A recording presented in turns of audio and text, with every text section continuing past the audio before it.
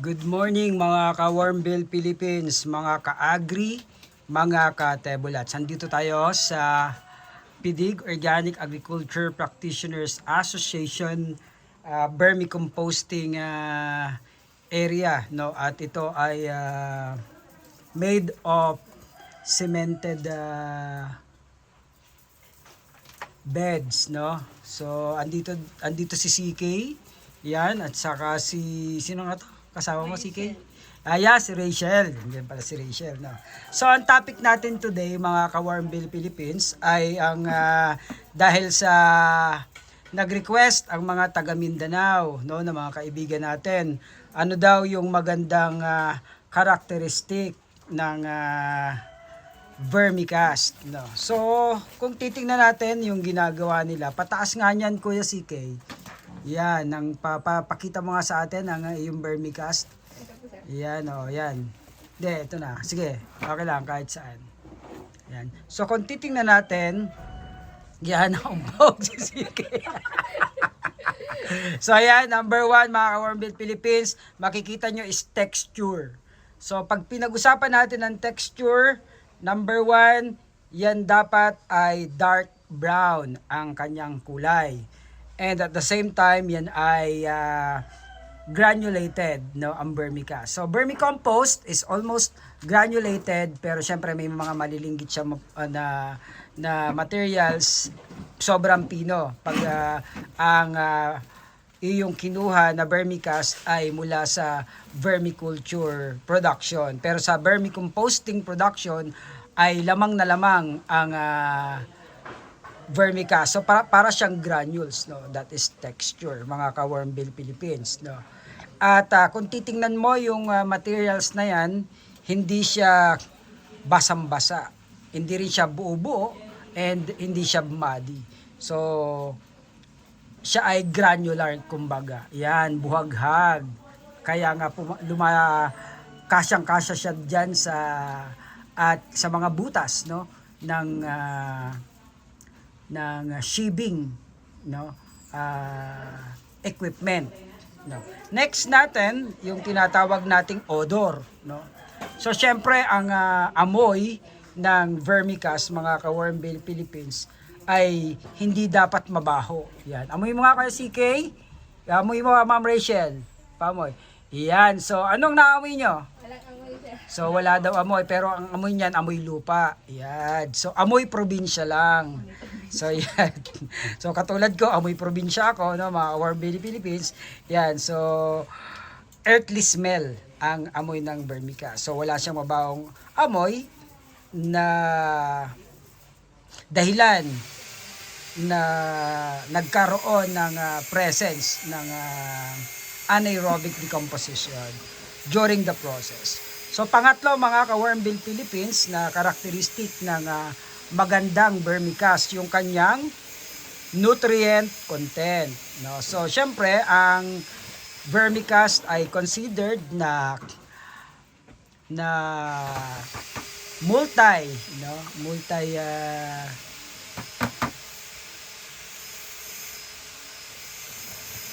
well, I mean marami siyang nutrient, no, na and trace elements, no, tulad ng calcium, magnesium, iron at iba pa, no. So ibig sabihin siya ay considered din na complete fertilizer kasi siya ay merong nitrogen, potassium, and phosphorus. Actually, mga ka-Warmbill Philippines, sa nutrient content, ang karakteristik ng good vermicast, considered na organic fertilizer ang vermicast na mayroong 7 to 10% na total NPK. So total na yan ng NPK. So kung less than 7%, no, yan po ay soil amendment ang kanyang category.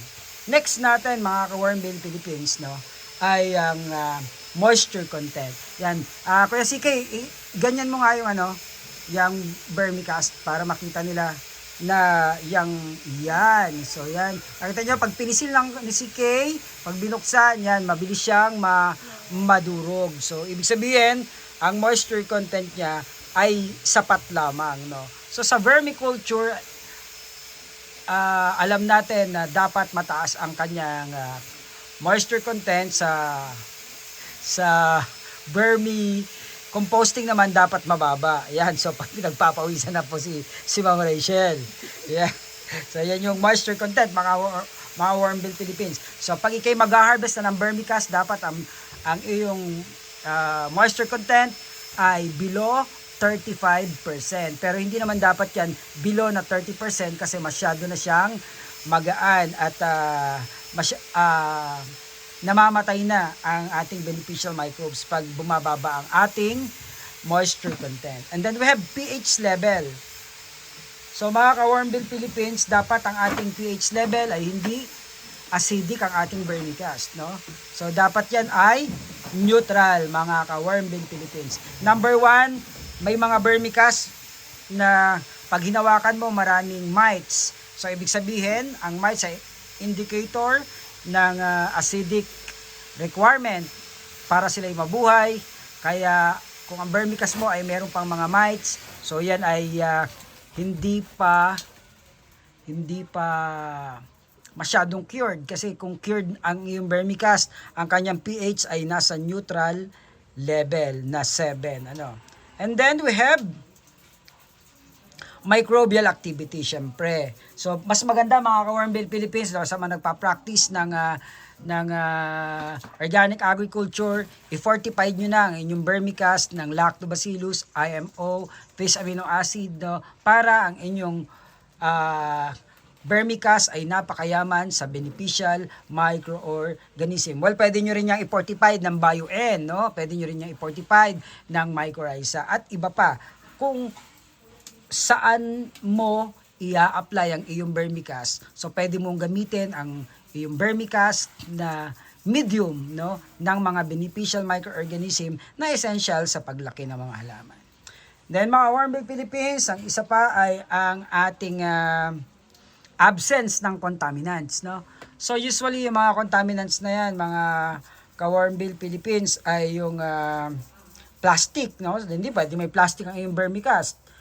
Hindi rin pwede may mga basag na bote, no, hindi rin pa pwedeng may mga bato-bato, no, at hindi rin pwedeng may mga siit pa dyan at mga hindi na-decompose na mga materyales.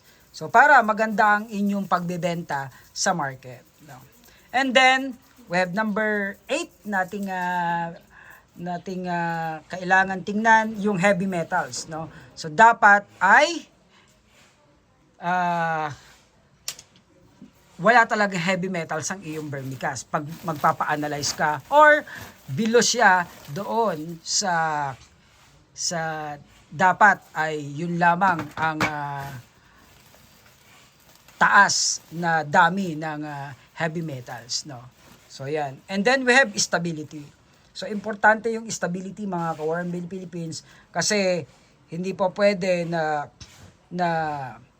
ang vermicast mo ngayon iba na sa vermicast mo sa isang araw, no? At hindi rin po pwede kung ang vermicast mo ay maganda ang nitrogen ngayon, sa kabilang araw o sa kabilang buwan hindi na ganong kaganda ang nutrient, no, ng iyong organic fertilizer.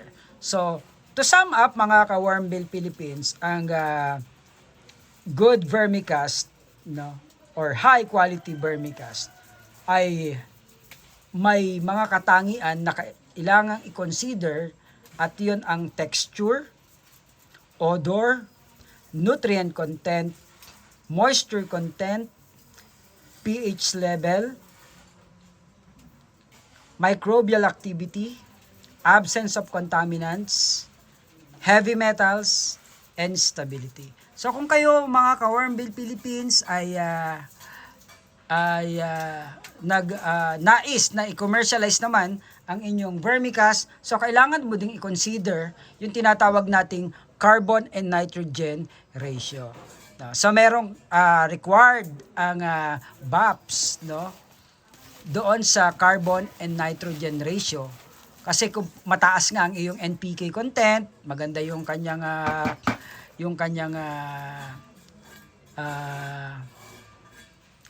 nutrition, bagsak naman siya sa carbon and nitrogen ratio, syempre, hindi pa rin siya pwede. So, dapat yung merong required, no, na parameter ang BAPS ukol dyan and yung ating Philippine National Standard para sa carbon and nitrogen ratio. And then we have Salmonella and E. coli. So, yung mga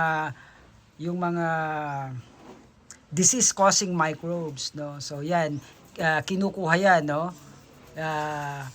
Kasi hindi po pwede na mataas yung mga ganyong klase na microbes doon sa inyong production, no, ng vermicast. And also, mga ka-Wormbill Philippines, kailangan ding i-check ang pinagmulan ng inyong mga materials. Yung tinatawag nating traceability. So, kung saan nagmula ang inyong ipinakain sa inyong mga bulate, to consider your vermicast na pasado sa organic standard dito sa ating bansa. So yan mga Wormbill Philippines, kung may tanong pa po kayo, ito po ang inyong Worm Prince, si Michael Gagas.